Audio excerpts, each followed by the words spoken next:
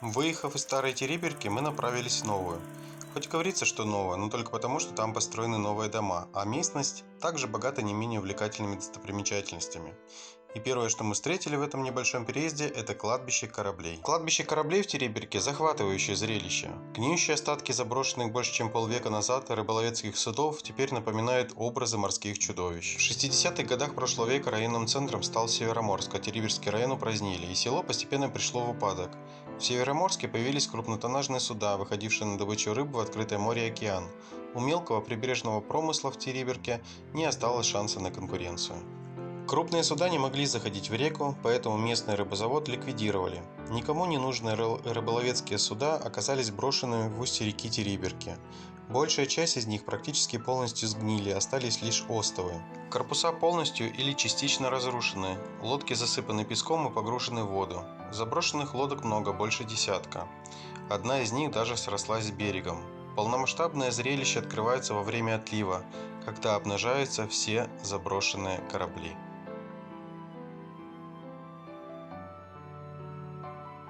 Двигаемся дальше. Проехав еще буквально километр, мы оставили машину на импровизированной стоянке и побрели в сторону моря.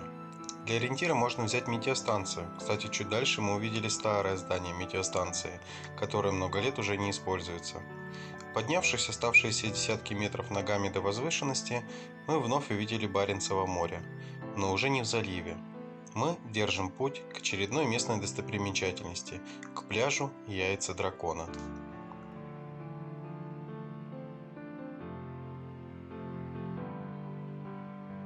Начну с того, что пляжем это место называть можно, но если вы понимаете, что это все-таки север, а не юг. Камни, которые раскинулись примерно на 300-400 метров, в большей степени это базальт. Форма и вес у них разные, от сравнительно небольших до более чем увесистых.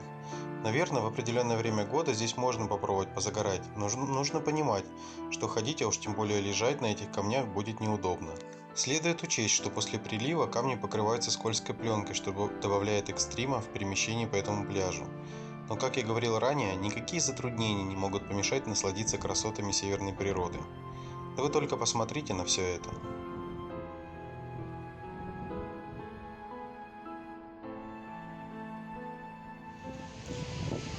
Невероятное ощущение. А это, кстати, есть пляж, который называется Каменный, а местные называют его Яйца Дракона. Большинство камней здесь округлой формы.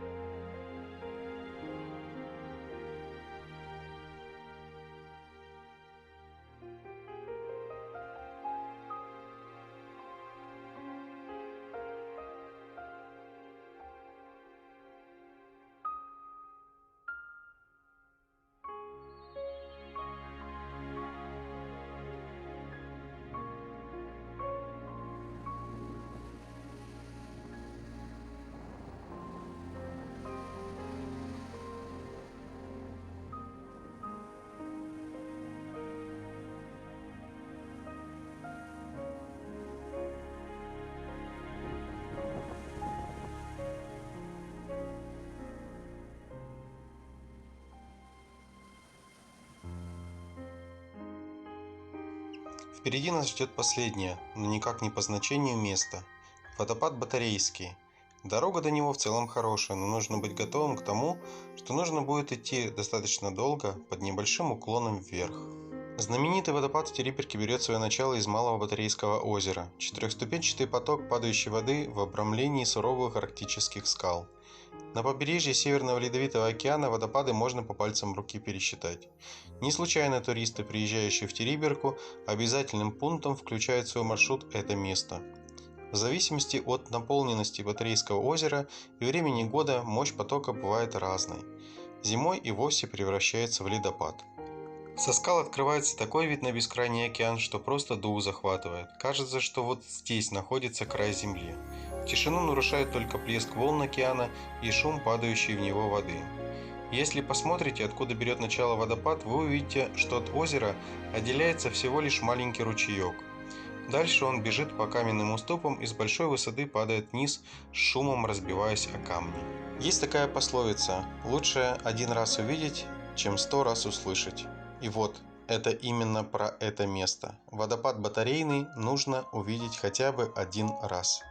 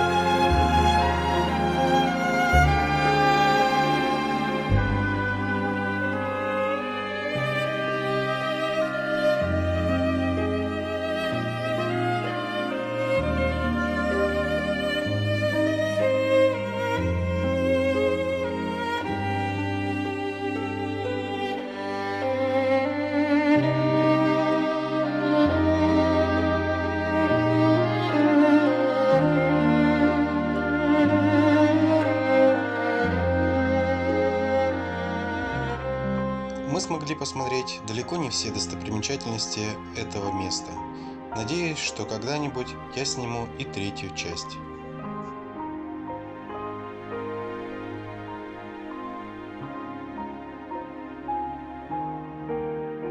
На этом поездка в Териберку подходит к концу. Это было незабываемое путешествие. На обратной дороге в Мурманск мы смогли еще увидеть ветряки. Такого в наших местах я не встречал. В целом завораживает.